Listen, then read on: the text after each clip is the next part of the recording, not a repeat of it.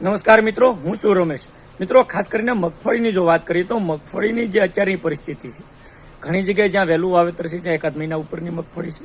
મોટાભાગના વાવણી લાયક વરસાદ થયા બાદ મગફળી ઉગવાની શરૂઆત પણ થઈ. ઘણી જગ્યાએ મગફળી 10-15 દિવસની છે, ઘણી જગ્યાએ વાવણી શરૂ પણ છે.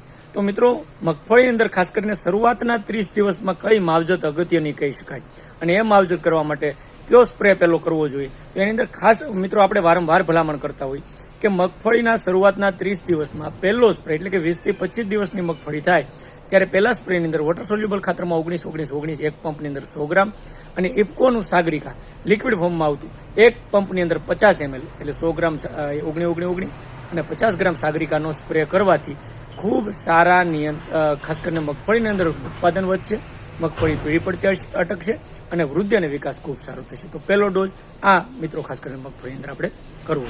આભાર, ધન્યવાદ.